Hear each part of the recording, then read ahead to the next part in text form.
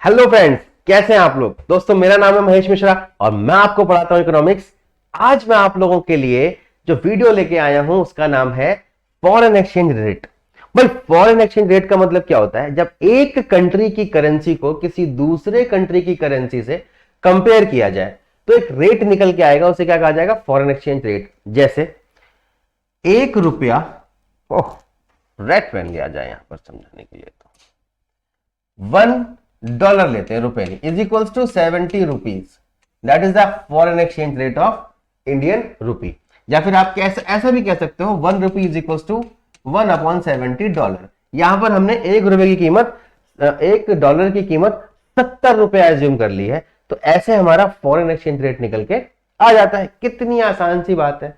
अब इस रेट में क्या क्या तरीके होते हैं, कहां से फॉलो करा, कब तक आए, ऐसी चीजों पे इसमें केस आते हैं कि पहले क्या सिस्टम था, अब क्या सिस्टम है, आने वाले टाइम में क्या सिस्टम हो सकता है, इसकी वजह से हमारी मार्केट की demand, supply, foreign exchange rate पे क्या फर्क पड़ता है।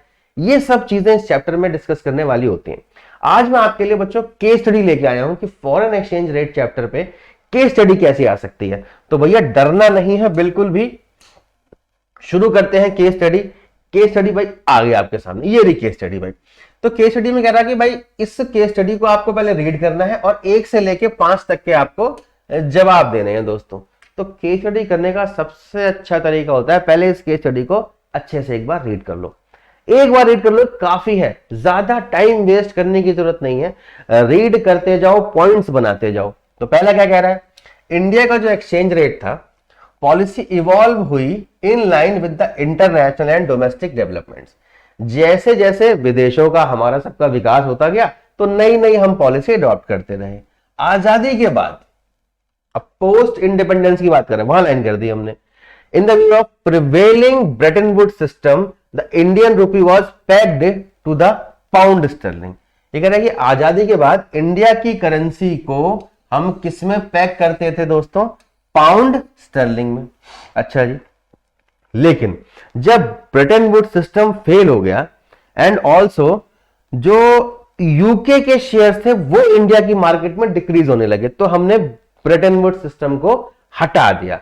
हमने कहा हमें नहीं चाहिए ये वाला system. And also the decline, ये सारी चीजें हो गई हमारी फ्रॉम द पाउंड स्टर्लिंग इन सितंबर 1975 में हमने पाउंड स्टर्लिंग को हटा दिया कि भैया अब हम पाउंड स्टर्लिंग में अपनी करेंसी को मेजर नहीं करने वाले। ड्यूरिंग द पीरियड ऑफ 1975 से लेके दोस्तों 92 तक जो एक्सचेंज रेट था उसको डिटरमाइन किसने किया? Determine by RBI. और आरबीआई ने डिटरमाइन करने के साथ साथ एक बैंड रखा प्लस और -5% का, मतलब 5% करेंसी की वैल्यू ऊपर नीचे फ्लक्चुएट हो सकती है। और एक वेटेड बास्केट बना के ये रेट डिसाइड करा। इंडिया का मेजर ट्रेडिंग पार्टनर, अच्छा जो इंडिया के मेजर ट्रेडिंग पार्टनर थे दोस्तों, उनके साथ जो करेंसी का रेट होता है उस रेट का एक वेटेड एवरेज निकाला। 11th क्लास में आप लोग पढ़ चुके हो कि वेटेड एवरेज कैसे निकाला जाता है, या गुडविल चैप्टर में जिनके पास अकाउंट से पढ़ रहे होंगे। तो हमने एक वेटेड एवरेज निकाला और उसके हिसाब से एक रेट फिक्स कर दिया और 5% का उसमें अप एंड डाउन करने की परमिशन हो गई। This exchange rate was referred as adjustable nominal peg with a band। तो ये भी हो सकता है पूछ लिया जाए कि ऐसे एक्सचेंज रेट को हम adjustable nominal peg with a band कहते हैं, जिसमें थोड़ी सी फ्लक्चुएशन अलाउड होती है। अच्छा जी, तो क्या इस केस स्टडी में आगे भी कुछ लिखा हुआ है? नहीं जी, यहीं पे हमारा केस खत्म हो गया, क्वेश्चन शुरू हो गए। तो हमने 3-4 पॉइंट बनाए थे दोस्तों, जरा उन पॉइंट्स को देख लें। आजादी के बाद ये वाले पाउंड स्टर्लिंग की बात कर दें। सितंबर में ब्रेटन वुड्स को हटा दिया गया था। आरबीआई ने 1975 से लेकर 92 तक हमारा एक्सचेंज रेट डिसाइड किया था। 5% का इसमें बैंड लगाया था और इस वाले रेट को एडजस्टेबल नॉमिनल बैंड कहते हैं। अच्छा जी, तो जब जस्ट आजादी हुई थी तो हम कौन सा सिस्टम फॉलो कर रहे थे? ब्रेटन वुड्स सिस्टम, जिसे फिक्स्ड एक्सचेंज रेट सिस्टम भी कहा जाता है दोस्तों, उसकी टाइप में आता है ये। तो पहला क्वेश्चन भी ऐसा ही आ गया, post independence the exchange rate was determined under, कौन से सिस्टम में करते थे दोस्तों हम? फिक्स्ड एक्सचेंज रेट सिस्टम हमारा आंसर हो जाएगा। अब कौन से में करते हैं? फ्लेक्सिबल वाले में करते हैं। एक तीसरा वाला भी होता है मैनेज्ड फ्लोटिंग सिस्टम। फ्लेक्सिबल का मतलब होता है जब मार्केट के रेट पे, मतलब मार्केट की डिमांड और सप्लाई पे छोड़ दिया जाता है फॉरेन एक्सचेंज रेट को। जिस कंट्री की मार्केट में डिमांड ज्यादा होगी उस कंट्री का रेट भी बढ़ जाएगा, और जिस कंट्री की मार्केट में डिमांड गिरने लग जाएगी प्रोडक्ट्स की और उस करेंसी की, उस कंट्री की, उसका रेट जो है वो गिर जाएगा। सपोज करो हमारे पास बहुत अच्छी अच्छी टेक्नोलॉजीज है, तो सारी कंट्रीज को हमसे वो टेक्नोलॉजी खरीदनी पड़ेगी, इक्विपमेंट खरीदने पड़ेंगे, नई नई चीजें खरीदनी पड़ेंगी। तो अब उन्हें क्या चाहिए होगी? इंडिया की करेंसी चाहिए होगी, क्योंकि हम तो रुपए में ही पेमेंट लेंगे। अब उन्हें इंडिया की करेंसी की जरूरत पड़ रही है, तो वो लोग इंडिया की करेंसी की डिमांड को बढ़ा देंगे। जैसे ही वो लोग इंडिया करेंसी की डिमांड को बढ़ा देंगे दोस्तों, तो क्या होगा? हमारे करेंसी की वैल्यू बढ़ना शुरू हो जाएगी मार्केट में, तो हमारा फॉरेन एक्सचेंज रेट क्या हो जाएगा? बढ़ जाएगा।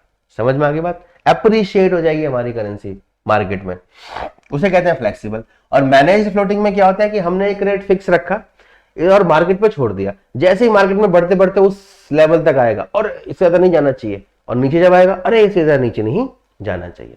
मतलब जब हम फिक्स कर देते हैं एक लेवल और उस लेवल के अंदर ही अपना एक्सचेंज रेट चलता रहेगा, तो उसे क्या बोला जाएगा? Manage floating. जैसे ही लेवल से बाहर या लेवल से नीचे आएगा, इंटरवेंशन हो जाएगा आरबीआई का और उस रेट को वो चेंज करने की कोशिश करेगा। तो कंप्यूटर जी आंसर बताइएगा, इसका A is the correct answer. अगला क्वेश्चन देखो बच्चों, under fixed exchange rate system country की जो सरकार है रेस्पॉन्सिबल है changing the price of foreign exchange as per the development needs. बिल्कुल सही कह रहा है कि अगर सरकार को जरूरत पड़ती है तो सरकार जो है फॉरेन एक्सचेंज के रेट को चेंज कर सकती है। जैसे अगर सरकार हमारे रुपए को सस्ता कर दे, डाउन कर दे, तो बाकी सारी कंट्रीज में हमारे यहाँ के प्रोडक्ट्स सस्ते हो जाएंगे। जैसे ही हमारे प्रोडक्ट सस्ते हो जाएंगे, सारी की सारी कंट्रीज आके हमारे यहाँ पर डिमांड करना शुरू कर देंगी। इसकी वजह से क्या होगा? हमारा एक्सपोर्ट इंक्रीज होना शुरू हो जाएगा। बात समझ में आती है? बहुत बढ़िया। तो ये सरकार कर सकती है, करने चाहिए, बिल्कुल सही बात है। अगला क्या करें? Increase in the value of domestic currency as planned by the central bank is a revaluation of domestic currency. नहीं, ये गलत बात है। ये कह रहा है कि अगर हम अपनी डोमेस्टिक करेंसी की वैल्यू इंक्रीज कर देते हैं तो क्या रिवैल्यूएशन ऑफ डोमेस्टिक करेंसी है? दोस्तों ये चीज गलत है। इंक्रीज भी हो सकती है डोमेस्टिक करेंसी हमारे द्वारा, डिक्रीज भी हो सकती है। तो ये रिवैल्यूएशन नहीं कहा जाएगा, ये तो मार्केट पे डिपेंड कर रहा है। रिवैल्यूएशन का मतलब होता है कि जब हम खुद करते हैं किसी चीज को तो उसे रिवैल्यू किया जाता है ना। तो increase the value of domestic currency as plan by the central bank. ना ना ना ना ना ना ना, सेंट्रल बैंक प्लान नहीं कर सकता इस चीज को। ये तो मार्केट में अगर उसकी वैल्यू इंक्रीज या डिक्रीज हो जाए तो रिवैल्यूएशन हो जाएगा ना। तो भाई ये तो नहीं होगा। अब रिवैल्यूएशन दो तरह का हो सकता है, एक होता है डेप्रिसिएशन, एक होता है एप्रिसिएशन, और एक डीवैल्यूएशन भी होता है दोस्तों। वो एकदम अलग चीज है। डीवैल्यूएशन का मतलब जब हम खुद करें, और रिवैल्यूएशन में इंक्रीज और डिक्रीज, मैंने इसको डीवैल्यूएशन पढ़ लिया था। तो डीवैल्यूएशन हम खुद करें और रीवैल्यूएशन डिक्रीज या फिर एप्रिसिएशन हो सकता है हमारी करेंसी का मार्केट के थ्रू। तो सरकार के हिसाब से नहीं होगा, तो ये रीजन गलत हो जाता है दोस्तों। तो असर्शन ए इज ट्रू और reason is not correct reason. हाँ जी, यही आंसर होगा हमारा बी। तो भाई कंप्यूटर जरा आंसर बताइए इसका। B is the correct answer. अगले क्वेश्चन पे आ जाओ। Immediately after independence. अब देखो पीछे वाला जो क्वेश्चन था केस स्टडी में से, उसमें से कुछ खास नहीं दिया हुआ था। आपको चैप्टर की नॉलेज होगी तो उस क्वेश्चन को आप आराम से समझ पाओगे।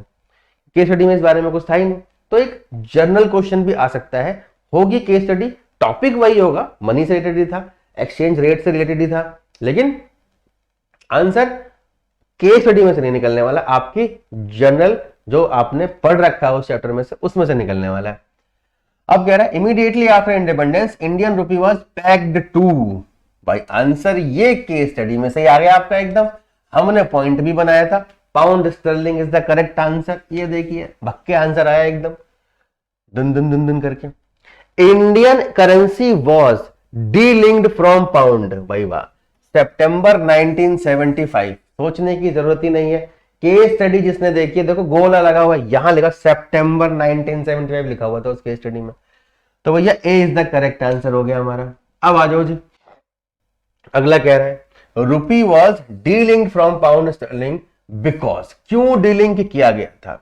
Brayton would system broke down. हाँ ये एकदम सही बात है, वो खराब हो गया था सिस्टम, फॉलो करना लोगों ने बंद कर दिया। और यूके के शेयर भी इंडिया में, ये दोनों बातें सही हैं। तो देखो बोथ ए, हाँ दे रखा है, बोथ ए एंड बी भी दे रखा है। तो दोस्तों सी हमारा सही आंसर हो जाएगा। कितनी आसानी से हमने 1 से लेकर 5 तक क्वेश्चन कर दिए केस स्टडी के। तो इतने में नहीं रुकते, एक और करके देखते हैं जरा केस स्टडी। जरा ये क्या कह रही है केस स्टडी, अगली केस स्टडी पढ़ के देखते हैं। यहां पर भी वही 5 क्वेश्चन केस स्टडी। अगर कह रहा है इंडिया के कॉन्टेक्स्ट में आरबीआई एक्ट और फॉरेन एक्सचेंज मैनेजमेंट, मतलब फैमा कहते हैं इसको, इसको फैमा भी कहा जाता है शॉर्ट में, फॉरेन एक्सचेंज मैनेजमेंट एक्ट 1999, कुछ लीगल प्रोविजन बनाए किस चीज के लिए, फॉरेन एक्सचेंज रिजर्व के लिए। तो ठीक है जी, एक तो फैमा, फैमा तो हमने बना ही दिया, और आरबीआई एक्ट इसकी बात कर रहा है, लीगल प्रोविजन बनाए एक्सचेंज रिजर्व के लिए। अच्छा जी, आरबीआई एक्ट क्या कहता है, चीफ मॉनेटरी अथॉरिटी है ये and the custodian of foreign exchange asset, बिल्कुल सही बात है। तो एक पॉइंट निकल के आया कि आरबीआई मेन मॉनेटरी अथॉरिटी है और कस्टडी रखता है फॉरेन एक्सचेंज रिजर्व की। आरबीआई इकट्ठा करता रहता है फॉरेन करेंसी को, रिजर्व को, bye purchasing from authorised dealers in the open market. अच्छा, ये बहुत अच्छी बात है, ये पॉइंट आप बना सकते हो। इस पॉइंट को ऐसे करो भाई, ये बड़ा इंपॉर्टेंट पॉइंट हो गया, ये वाला पूरा का पूरा पॉइंट। आरबीआई ओपन मार्केट से खरीद लेता है। The type of instrument in which RBI can invest is stipulated in the RBI act. ठीक है जी, वो कहां कहां इन्वेस्ट कर सकता है बता रखा है, कैसे कैसे तरीके यूज करता है, उससे अलग नहीं कर सकता। The aid received by the government, जो गवर्नमेंट को हेल्प मिलती है, also become a part of other reserve. ठीक है जी, तो दूसरे कंट्रीज से जो हमें पैसा मिलता है वो अदर रिजर्व में चला जाता है। एशियन क्राइसिस हमें समझाता है how countries suffer due to ill management of the foreign exchange reserve, कि भाई एशिया में जो क्राइसिस आया था उससे हमें पता लगता है कि अगर आपने फॉरेन एक्सचेंज रिजर्व नहीं रखा है तो कभी भी ऐसी स्थिति परिस्थिति आ सकती है कि आपको डिपेंड होना पड़े सिर्फ और सिर्फ लोन पे। तो ये बड़ी समस्या थी। अच्छा जी, अगला क्या कह रहा है, मतलब केस स्टडी को थोड़ा सा और एक्सप्लेन किया हो, थोड़ी बड़ी केस स्टडी है दोस्तों ये। बहुत सारी कंट्रीज ने वल्नरेबिलिटी देखी to the external shocks and accumulated heavy foreign exchange reserve. ठीक है जी, तो बहुत सारी कंट्रीज ने क्या करा भाई, एक्सटर्नल शॉक से बचने के लिए बहुत सारी करेंसी को अपने पास रिजर्व की फॉर्म में रखना चाहा और रखते थे। कंट्रीज चाहते थे to keep their export competitive, ये चाहते थे कि इनका एक्सपोर्ट जो है ना वो कम ना हो, बढ़ता रहे बढ़ता रहे। इसीलिए उन्होंने अपनी करेंसी को डेप्रिशिएट करना अच्छा समझा, किसके बदले में, डॉलर के बदले में। मतलब अगर डॉलर के बदले में अपनी करेंसी की वैल्यू हम कम कर देंगे तो बाकी सारी कंट्रीज के लिए हमारे यहाँ का जो प्रोडक्ट है वो सस्ता हो जाएगा, ज्यादा खरीदा जाएगा, तो एक्सपोर्ट क्या है वो बढ़ जाएगा। कुछ दिनों पहले की बात है, मतलब 2-4 दिन की बात नहीं कर रहा, रिसेंट डेज की, there has been a continuous appreciation of rupee dollar. ठीक है जी, कुछ दिन पहले क्या हुआ था कि डॉलर का के बदले में रुपी की वैल्यू बढ़ रही थी। इस एप्रिसिएशन को रोकने के लिए आरबीआई ने क्या करा, कॉन्टिन्यूअसली एक इंटरफेरेंस करना शुरू करा, मतलब इंटरफेरेंस हुआ इसका मार्केट में। और क्या करा, आरबीआई ने डॉलर्स को बाई करा ओपन मार्केट से, और dollar that are being bought added to foreign exchange kitty, उसे अपनी फॉरेन एक्सचेंज में जोड़ना शुरू कर दिया। अनलाइक इन द पास्ट, हाँ, और पहले की तरह ऐसा नहीं हुआ। जो एनआरआई कम्युनिटी थी वो भी हमारी हेल्प कर रही थी। पहले हम लोग सिर्फ और सिर्फ किस में रहते थे, गल्फ कंट्रीज में जाते थे, बट अब हम लोग गल्फ कंट्रीज से बाहर जाके दूसरे कंट्रीज में भी काम कर रहे हैं, और ये एनआरआई बहुत हेल्प करते हैं। क्यों भाई, क्योंकि हमारे यहाँ सॉफ्टवेयर बूम हुआ है, इंडियन इंडस्ट्री जो है वो हेड डेस्टिनेशन है, हमारे पास बहुत सारी आउटसोर्सिंग हो रही है, उसके बारे में भी लिखा होगा अगर यहां लिखा हुआ है तो देखें जरा। अरे हाँ, आगे तक केस स्टडी है बिल्कुल। ये कह रहा है moreover foreign institutional investors are also making huge investment, तो वो लोग भी हमारे यहां पर इन्वेस्टमेंट कर रहे हैं। और इनकी लास्ट लाइन लग रही थी क्या, NRIs are doing well there and flowing back their saving to India. NRI India से बाहर काम कर रहे हैं, यहां एनआरआईज की बात की गई है, ठीक है, एनआरआईज है। तो एनआरआईज जो है इंडिया से बाहर काम कर रहे हैं और अपनी सेविंग को इंडिया में भेज रहे हैं। मतलब कुल मिला के इस पूरे के पूरे पैराग्राफ में यह बताया गया है कि इंडियन करेंसी को डेप्रिशिएट करके एक्सपोर्ट बढ़ाया जा सकता है। हम लोग भी रिजर्व बढ़ाना चाहते हैं। जब डॉलर के बदले में रुपया मजबूत होने लग गया तो हमने उसको कम कर दिया खरीद के डॉलर को, ताकि हमारा एक्सपोर्ट कम ना हो, दूसरे कंट्री से भी हमारे यहां पर पैसा आता रहता है। ये इसका सेंस हो गया। The emergence of India as an offshore, देखो आ गया आउटसोर्सिंग वाला पॉइंट है ना, आउटसोर्सिंग में नंबर 1 हो गए हम, इससे भी दूसरी कंट्री का पैसा हमारे पास आ रहा है। There are huge dollar earning for India, भाई ये वाली जो है खूब पैसा कमाते हैं हमारे पास से। Further India is also providing to be a worthy manufacturing hub for many companies. अब तो मोदी जी के आने के बाद तो ये थोड़ा ज्यादा बढ़ गया, उन लोगों ने बहुत इन्वेस्टमेंट करवाया इस फील्ड में, यहां मैन्युफैक्चरिंग होने लग गई आईफोन की और बहुत सारी ऑटोमोबाइल इंडस्ट्रीज की, गाड़ियों वगैरह की, पहले इतने की नहीं होती थी। All these factor played a positive role in building of a huge foreign exchange reserve. बिल्कुल जी, हम राजी हैं इस चीज से। अब पहला क्वेश्चन क्या आया इसके बारे में, आरबीआई का जो इंटरवेंशन है फॉरेन एक्सचेंज मार्केट में मेक्स एक्सचेंज रेट। आरबीआई अगर मार्केट में इंटरवेंशन करता है तो एक्सचेंज रेट क्या हो जाता है, इनडिटरमाइन, volatile, stable.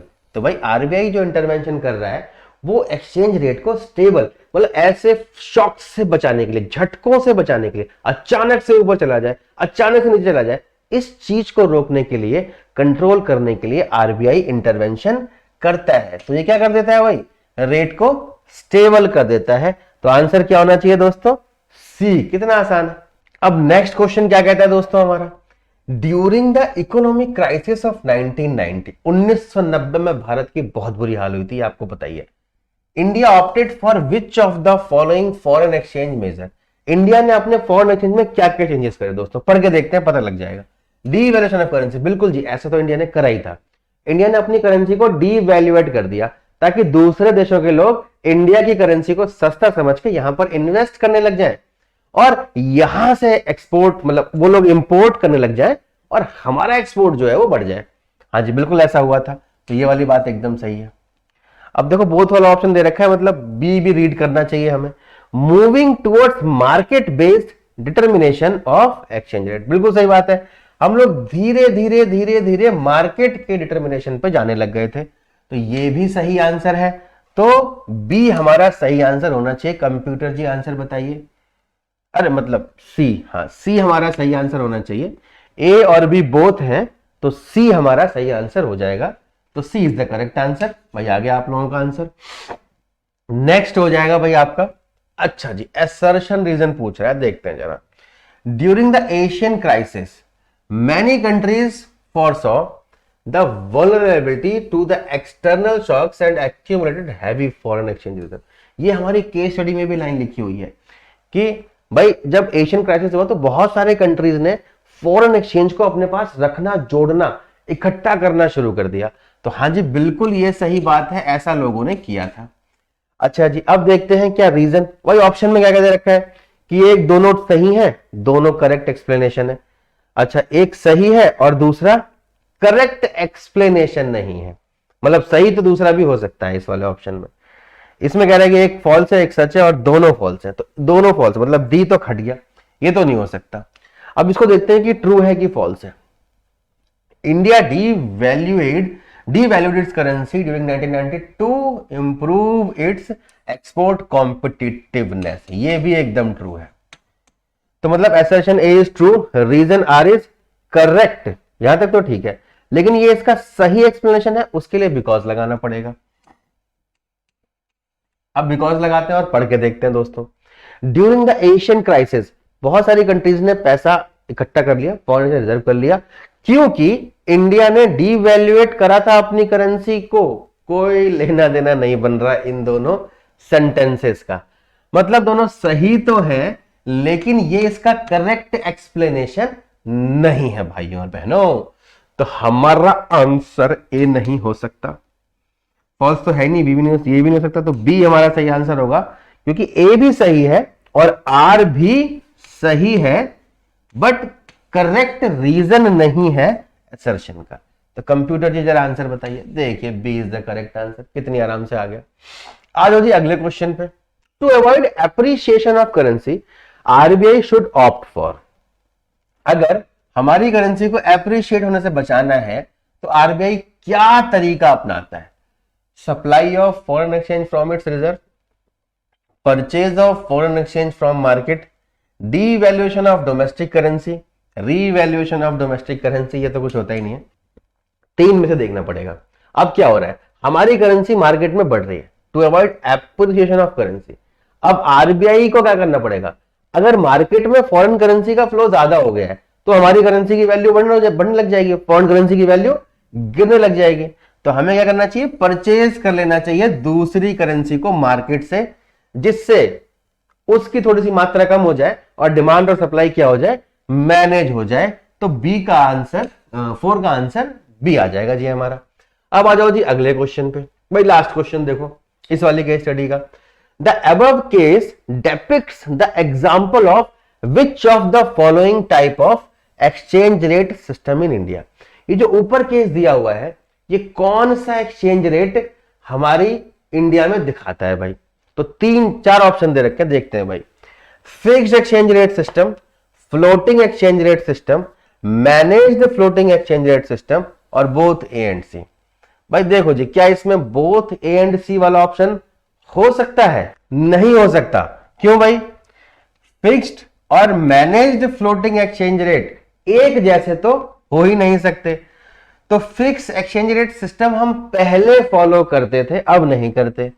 Floating exchange rate जो सिस्टम होता है ये कोई वर्ड ही नहीं होता, managed floating exchange rate system होता है। तो इसका आंसर क्या हो जाएगा दोस्तों? देखते हैं जरा। सी इज द करेक्ट आंसर। तो भाई कितना आसान है केस स्टडीज को करना। भाई अगली वीडियोस को जानने के लिए आपको सब्सक्राइब करना है हमारे चैनल को, ताकि हम लोग और मोटिवेट होते रहें आपके लिए ऐसी ही वीडियोस बनाने के लिए दोस्तों। तो फटाफट से सब्सक्राइब कर दीजिए और शेयर कर दीजिए अपने फ्रेंड सर्कल में कि भैया अगर 40 में से 40 नंबर लाने हैं तो महेश सर से इकोनॉमिक्स स्टार्ट कर दीजिए।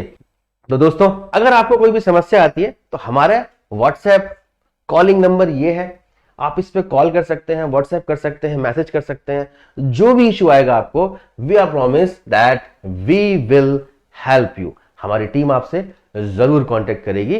थैंक यू दोस्तों।